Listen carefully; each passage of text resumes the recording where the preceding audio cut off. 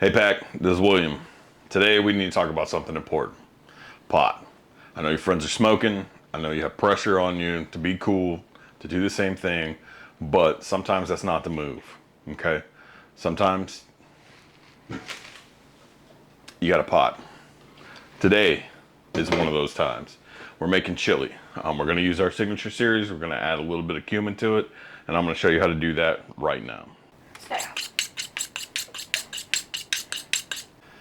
All right, anytime you're making chili, here's what we need to do. We need to start off by browning our meat. I like to do a little bit of just beef chuck, and then I like to add some hot breakfast sausage. I feel like it adds to the flavor content, it adds to the heat just a little bit, and it adds to the fat content. That way, when it sits overnight, the vegetables are really gonna soak up some of this extra fat and flavor, and that's really gonna help our spices get in there. So we're gonna start with opening these up and then getting them browning. We're using a cast iron skillet today because why wouldn't you? Cast irons are awesome, and that's how your grandma did it, so that's why it's good. All right, now don't worry about mixing these two together. Just get them in there, get them browning. You know, we can season them in the pan. So the main thing is get it on the heat and get that process started. All right, Pack, so we're to the point where we're getting ready to season. A couple things I'm gonna talk about. Number one, when you're doing chili, you don't have to do all your seasoning up front, but you do want your meat to have seasoning on it. Also, you can layer flavors. Those profiles are not lost. So one thing I like to do is I prefer the alpha rub on beef. It's just the one that, helps me, really get that flavor profile I'm looking for. I'm gonna do a light dusting here, just on the beef.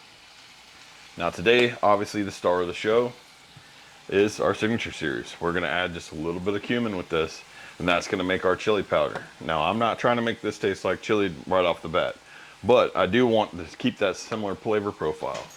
So I'm gonna add a little bit of this. That's gonna add some of that heat up front. I am gonna get a little bit on my sausage as well as a little bit on my beef. And then we're gonna use a tool that you may or may not have, or you may or may not have seen. This tool helps a lot when it comes to dispersing all this meat and making it kind of go in together. You just push right through it, chops it up very nicely, makes it real easy, makes this process so much easier when you're trying to mix proteins together like this. Because then you're not sitting there with a spatula, knocking your pan off, getting your floor dirty, and feeding your dog.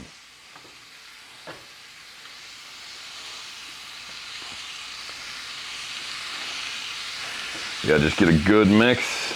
Just break everything up a little bit. Don't worry about getting it all. We're gonna come back through and hit this in just a moment with the spatula, and we'll get it the rest of the way mixed up. All right, we're just gonna give this a quick stir. Make sure nothing sticks to the bottom. Make sure we brown all of it. And make sure all our seasoning that we put on there gets nice and mixed in on the.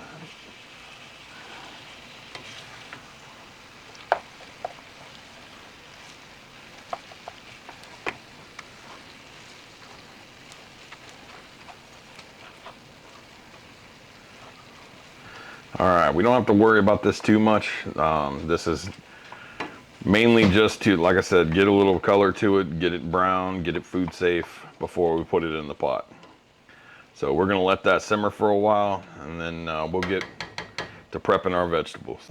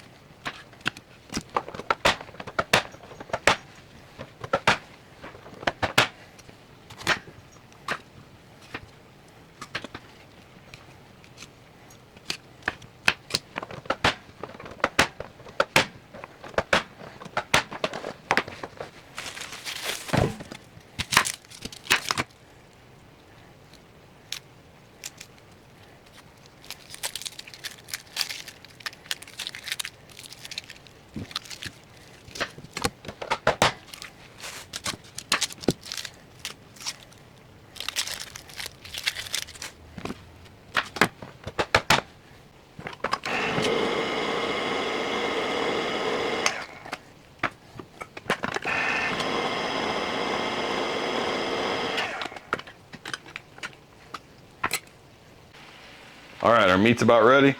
We'll give that a quick stir.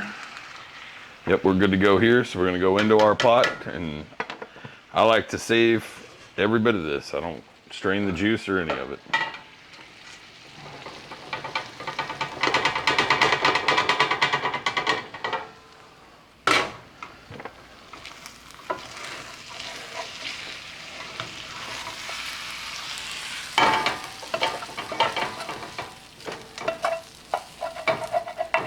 I want every bit of this yummy deliciousness off the bottom here. The rest of that can go to the next meal because cast irons are awesome.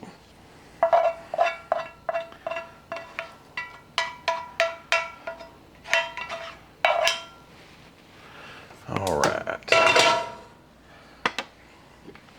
So now that we got that on that, we're gonna put this on a medium heat, and then we're gonna start adding our stuff. We got our kidney beans. We're just gonna drain off a little juice here. All right, we put our light in. We also have the dark red kidney beans. I like the difference in color. Some people say there's a little bit of variance of flavor. I don't know. I just like the way it looks. So we got stewed tomatoes. And then we've got diced tomatoes. All right. We're gonna go in with our chopped veg. And doesn't that look beautiful? Now we're gonna give this a stir, get all this mixing together, melding together, saying, hey, how you doing? All the things we want.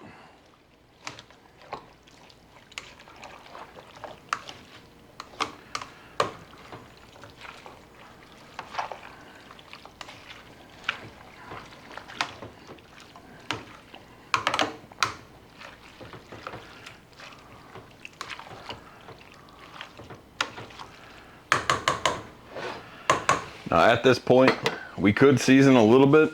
I usually wait. I like those flavors to get in there. I like to hydrate a little bit of that veg. I like the rest of this stuff to bleed off a little bit.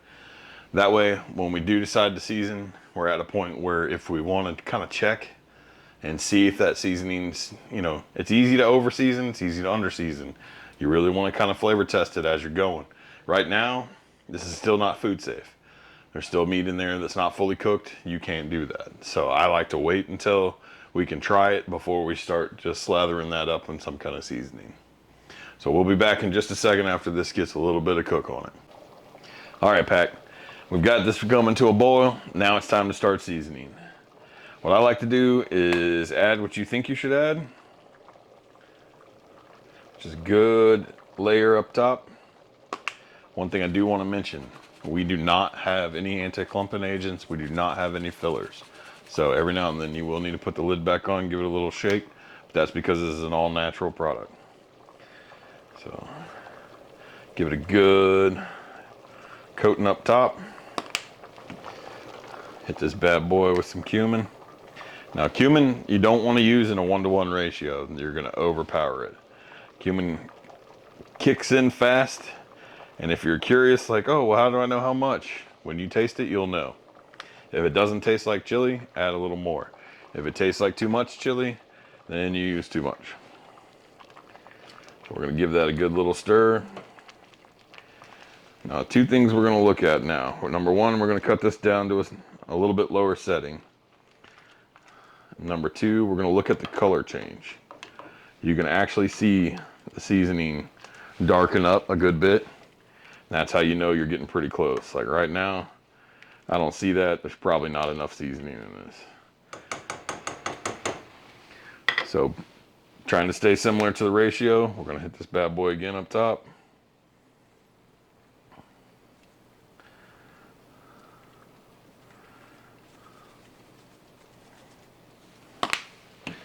And then get it with our cumin again. Now you're probably asking, well, what if I can't tell by the look of it? Well, that means you hadn't cooked chili as much as I have. That's no big deal. Start with a little bit, taste it. If it's still not to your liking, add a little more. If it seems bland, if it seems like almost like the vegetables are coming through too much, that's not enough salt, always. This has enough salt content in it that there's no reason to add extra salt outside of that.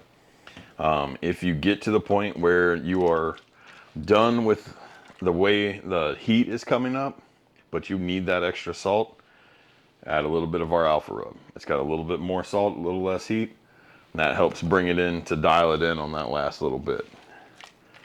So we're gonna give this a good stir here. Let all that seasoning get in there. Let it meld.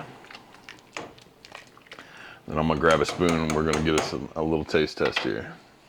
All right, it doesn't take much. Just get you a little bit like that. It is extremely hot. Do not put that straight in your mouth.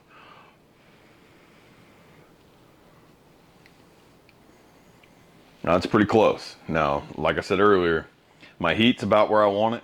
I can taste the jalapeno. I can taste the, the Signature Series coming through. It is a little light on my chili flavor. So to really dial this in, what we're gonna do, I'm gonna go a little more aggressive with the cumin. That way I can get that extra chili flavor. And then we're gonna switch up here. We're gonna throw some alpha in here because that strong veg taste lets me know we don't have enough salt. Now remember, this is a big pot of chili. If this was a piece of meat, you would use a ton of seasoning.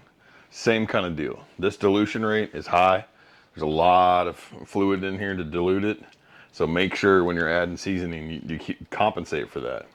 Like I said, err on the side, continue to test it. Don't go wild. You're not trying to, dump half a bottle in here and starting there. Because you can put more seasoning in, you can't take more seasoning out. Unless you want to make a second batch so you can dilute it down.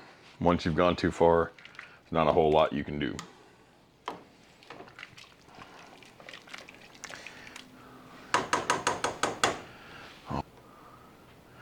I don't know if you can see that, but you see how you can kind of see a little bit of pepper in there?